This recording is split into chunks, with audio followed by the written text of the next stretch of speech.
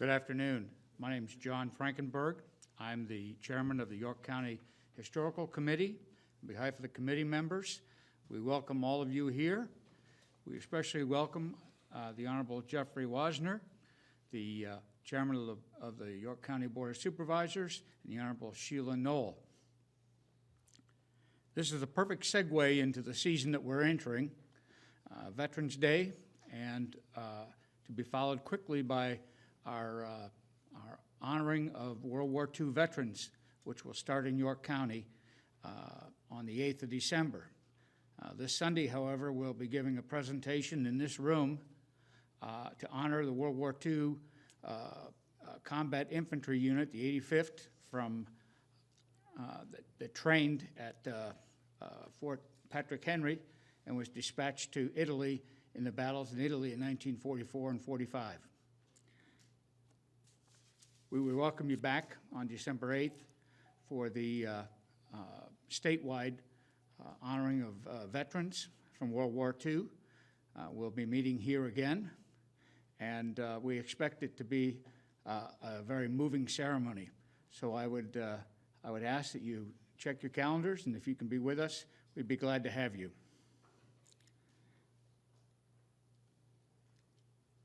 At this time, I'd like to introduce Mr. Tim Smith, who will take over the program.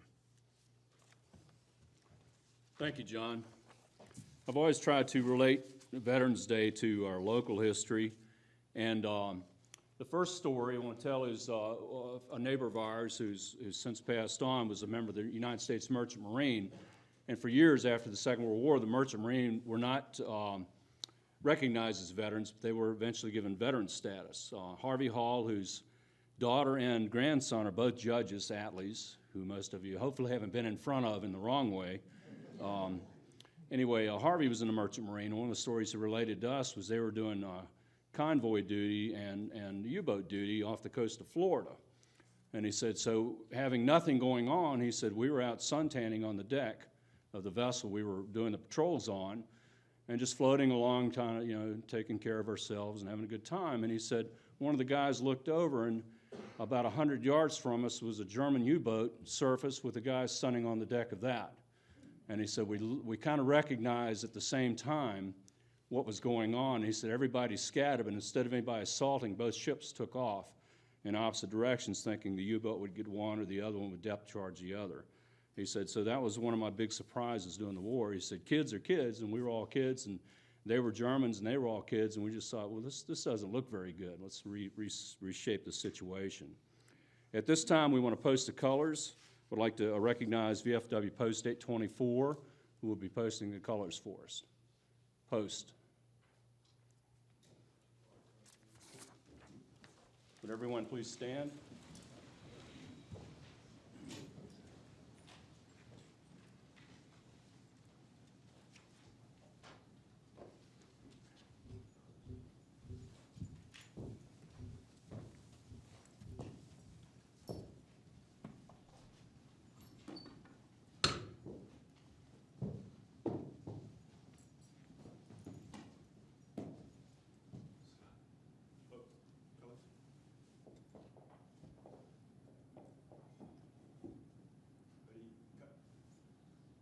Please join me in the Pledge of Allegiance. I pledge allegiance to the flag of the United States of America and to the republic for which it stands, one nation under God, indivisible, with liberty and justice for all.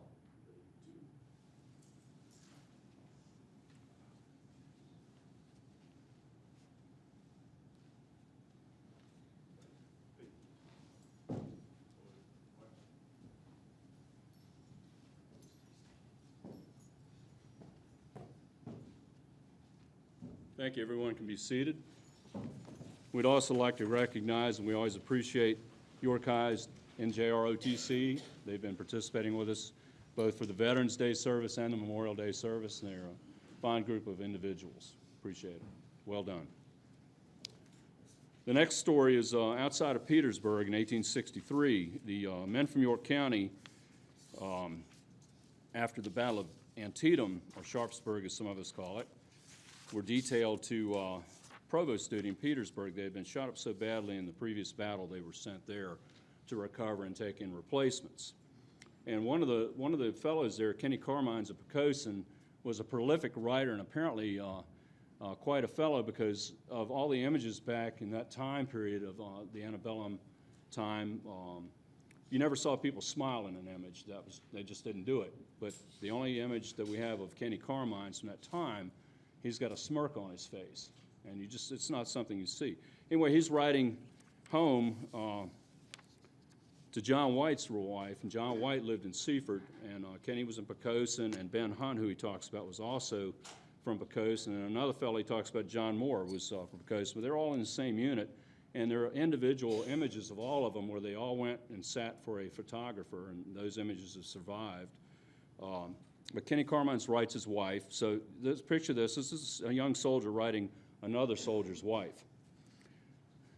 John and Ben Hunt went off with some of the boys to see the girls, and John's married. They introduced he and Ben to a beautiful young damsel of red hair. John bowed and scraped and said he was happy to make her acquaintance, whereupon the young lady with the red hair said she was glad to make his acquaintance. John, as my informant says, drew up his chair and entered into conversation. So delighted was he that he entirely forgot himself and thought it was only 9 o'clock when it was 11 o'clock. As he's from the country and we from the city just about now, they all stood back and let him have a fair chance. James Moore sends his respects to you. He is as much an old woman as ever, and he's obviously a young man, washes his dishes and plates, etc., and is quite a boy since we'd been at this place. Most of the fellows here are ladless men and are now courting and flirting as they pass away the time. All save myself, your humble servant, who is half of his time an invalid and the other half a lunatic.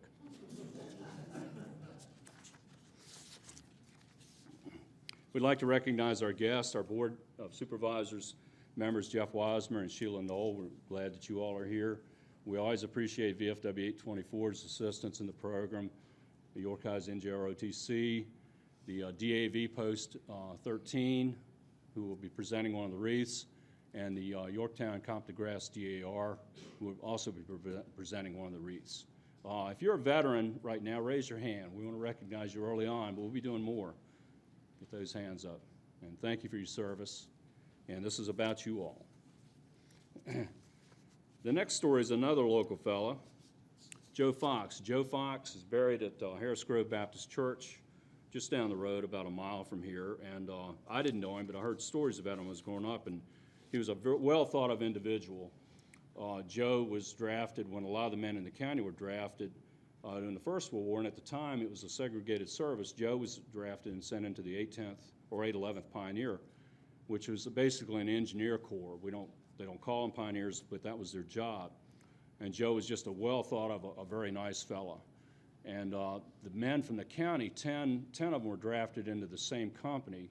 And so Joe and all these guys knew each other. There's Willie Banks, who's buried at Carey's Chapel Church, was in the same unit.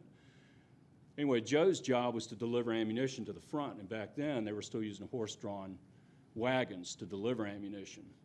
And it was a job that they usually did at night. For some reason, on this particular occasion, some officers sent Joe to deliver a wagon load of ammunition to the front. And this is Meuse-Argonne Offensive, September of 1918. So Joe does his job. He does what he's told.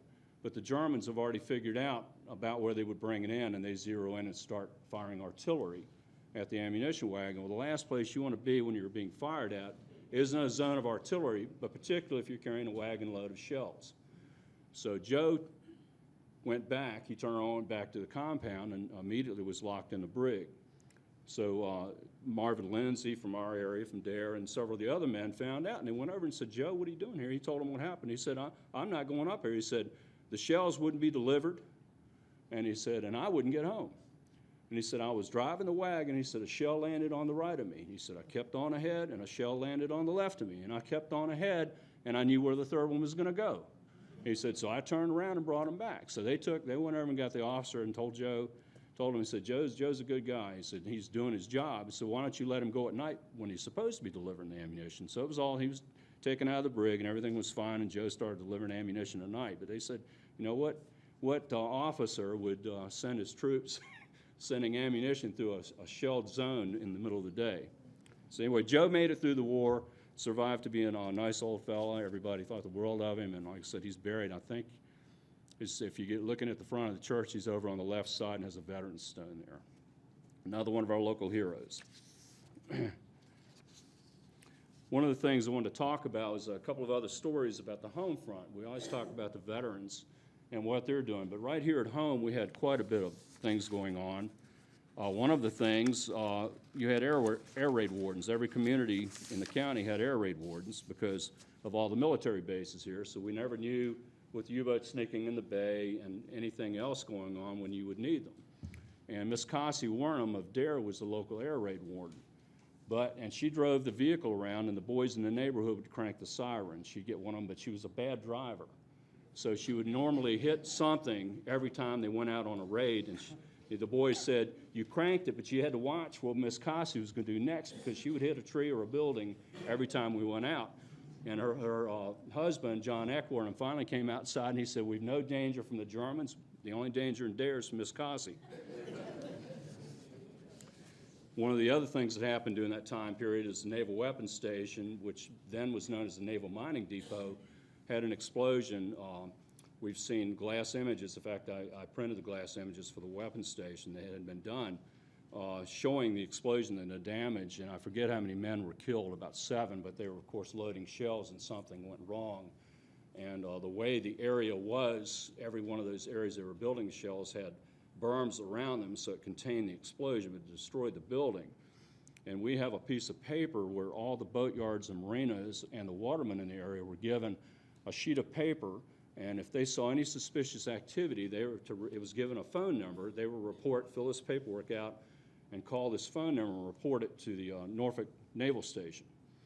But inside of that was a handwritten slip of paper with a lieutenant's name on it. He said, if you have this come up, don't call Norfolk because Norfolk can't respond fast enough. We're at the Naval Weapons Station.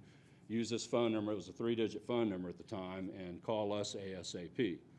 So they, were always watching those things in this area. They had rationing. And one of the things that I didn't know, because I found the coupons and the receipt, if you wanted a new tire, you had to take your old tire to the dealer, in this case Riggins Motor Company, and you had to prove to them the tire was so worn it needed to be replaced. You couldn't just go buy a tire, and they wouldn't replace the tire without you leaving the old tire, and it had to be so worn that you had to have it replaced. And then they had to fill out all this paperwork for the government attesting to the fact the tire was so worn it had to be replaced. And you couldn't get but one tire at a time. So, you had to file paperwork. You also had ration coupons for gas, and some people may have heard their parents talk about this, and for anything else, sugar, other entities that you needed.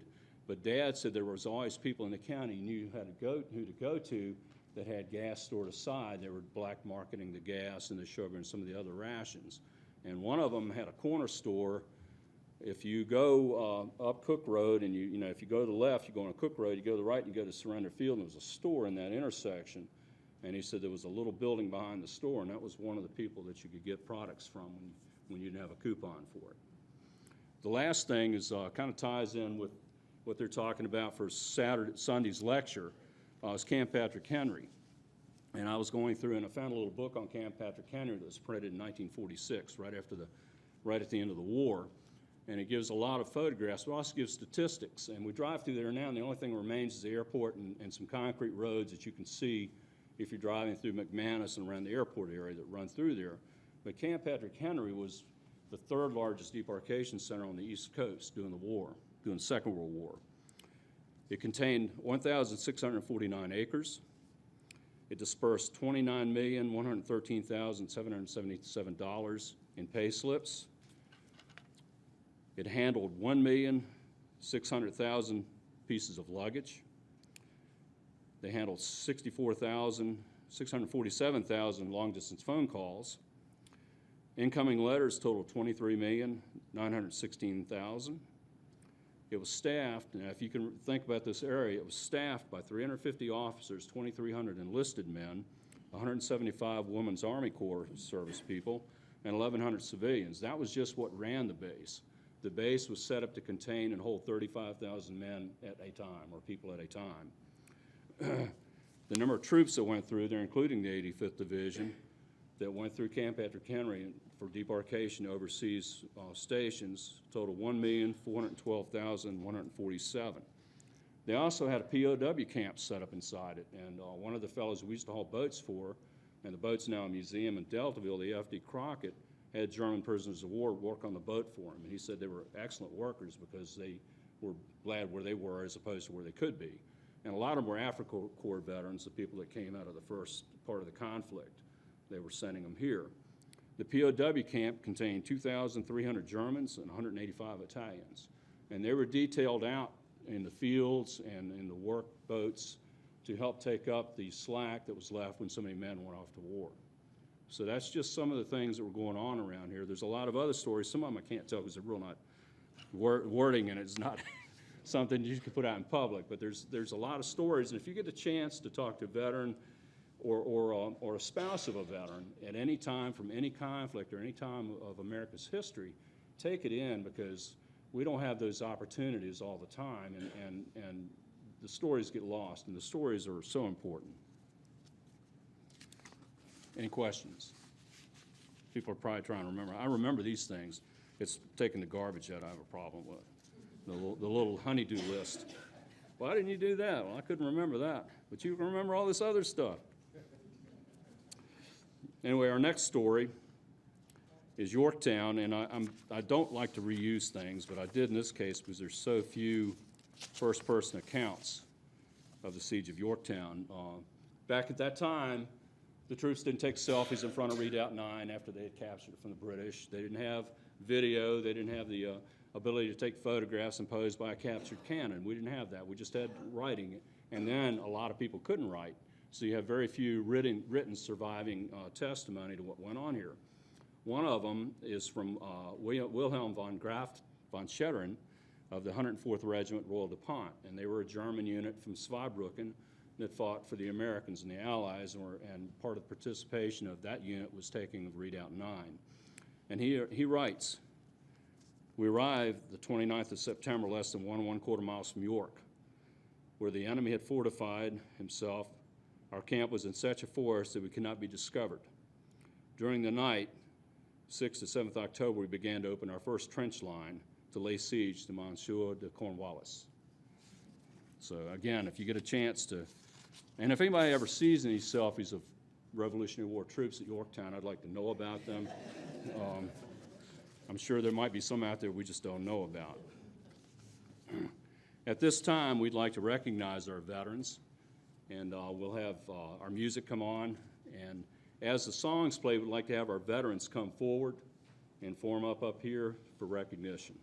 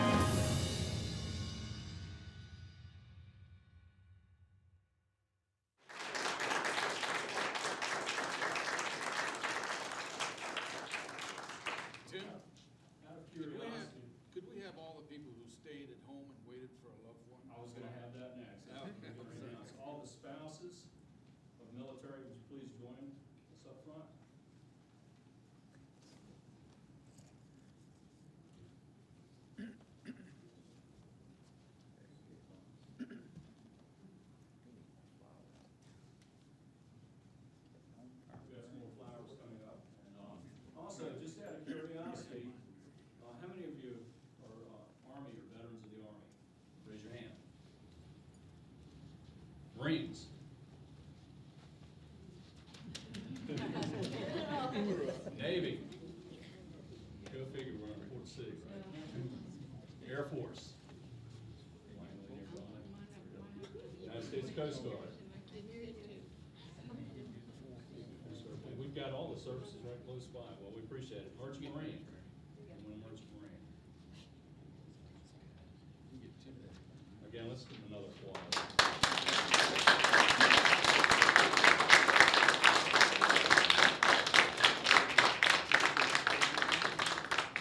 Thank you. Will everybody get seated again, and we'll continue with the service?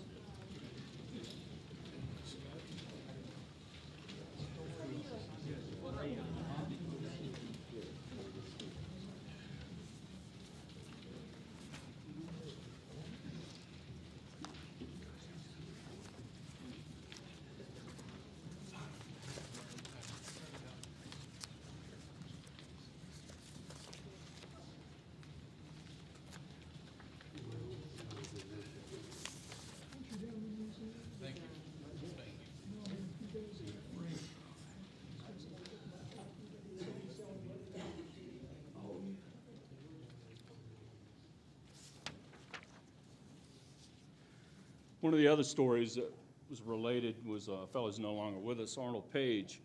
And Arnold was sent over to Europe in the Second World War as part of the 99th Division. His brother, Glenn Page, was worked for the York County for years, and I believe Glenn was also a veteran. But Arnold related the story to me that when he arrived there, 99th was a Green Division, and they were sent in what was supposed to be a quiet sector of Belgium in the Ardennes area, just prior to Christmas of 1944. So everybody, if you study history, knows what happened. Of course, the Germans break through, and we have the Battle of the Bulge. Well, one of the battles within the battle was called the Battle of Elsenborn Ridge. And the only place that held was where this Green Division was stretched out over 22 miles was the Elsenborn Ridge. They held the ridge. They held this ground away from the Germans. And Arnold said, we'd only been there about 3 weeks, so we didn't have time to get situated. But what he related, which is one of the tragedies of war, he said we had put mines out in front of our area, knowing that if they assaulted through, we could at least stop them. He said, and of course, when the Germans started coming through, they were hitting the mines. And he said after the initial battle, he said, I had to sit there in my foxhole that night, listen to the wounded laying out in the minefield that we couldn't get to and bring them in because we didn't know where the mines were. They were underground. And that was one of his vivid memories, and that and getting frostbite, losing a couple of his toes to the frostbite due to the extreme winter they had that year. Arnold, a great man and a good veteran, and a former deputy sheriff of York County. At this time, we'd like to have wreath laying. We've got the grass chapter of USDAR, if everyone please stand, presenting a wreath. These will go out at the obelisk after the program today. All right, please come up. These ladies do a great job. They run the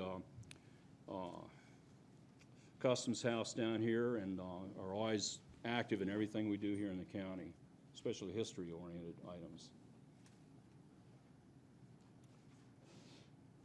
And also, Disabled American Veterans Group, Chapter 13. If you go up 17, they've got a storefront right there. They do a lot of fundraising to support disabled veterans. It's a great organization nationwide, and we always appreciate them being part of our program.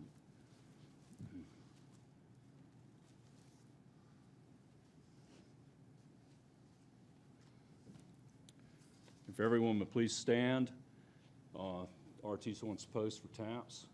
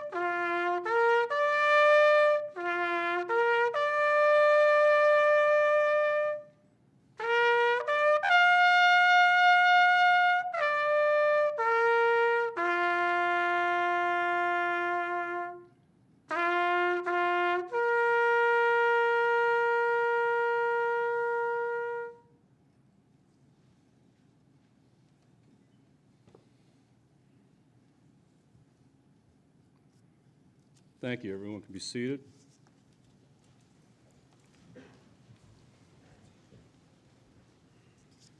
One of the other stories from one of our county residents, Second World War, Jack Smith, a relative, of course, distant cousin, was sent to the Pacific, and he was on what they called an APA, and the APAs landed Marines for all the island invasions. And one of his XOs on his ship, if you've seen the TV show Green Acres, Eddie Albert, was actually his XO, and he said, well, he had a different last name when I knew him, you know. It wasn't Albert, which is his stage name. But he related that, but they were sent as they detailed 10 men to go as an advanced group to Eniwetok and for the staging of the Saipan landings. And his group was sent, and they were sent to Saipan, and they were sent to a different area than the main landings, and they get cut off. And we're sitting there on a log at the boatyard, and he's telling me a story, and nobody's around because nobody ever really talked to him about his time in the war. The beach battalion would be sailors that would go in with the Marine contingents for the landings. And he said, we got surrounded, we got cut off for 3 days. So later on, as things get declassified, after Jack has passed away, I find the letter of the detail of the beach battalion with his name on it, Seaman First Class John F. Smith. And I also find the citations he never told me about they received for heroism, because when they were cut off, they were left out for 3 days, and finally the American forces were able to get them out. And he told me that a friend of his who was he said a corpsman, he said he always drank the little liquor bottles that came with the corpsman kits all the time. He said he said we were having to replace the corpsman kits liquor bottles, and he said he got hit when we were surrounded and they lost. There were 2 of the 8 that were lost, and he said, and I knew he wasn't going to make it when he wouldn't drink the liquor bottle. So when you look at the site for the APA USS Sheridan, they have 2 casualties on land. It's these 2 men, and one of them is a pharmacist mate, which is what a corpsman's rating is. And so the stories, when somebody tells you a story and you start relating it to the real information, you say, well, you know, he was telling me exactly what happened. So again, all those stories are very, very important. The next story is a little bit about the Korean War, and this is a letter. This is not a local fellow, but it's an interesting look at what they were dealing with the Korean War. And there's been a couple of good documentaries lately on PBS and on AHC about the Korean War. And he talks about, Bob Larson talks about, we were sent in detail to do this bayonet attack, so we decided we didn't want to do it because it was foggy. It was very foggy. You couldn't see anything. He said, but we were outvoted by our officer.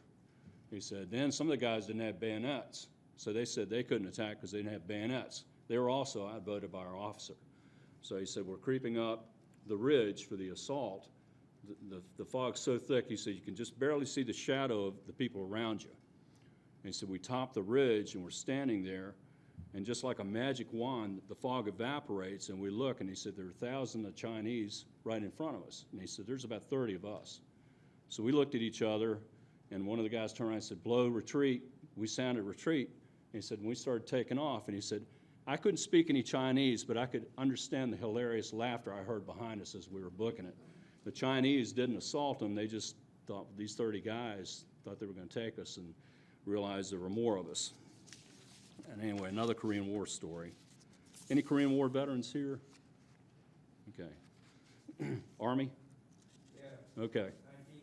1950. Okay. Okay. Well, we appreciate your service, as always. At this time, we'd like to retrieve the colors.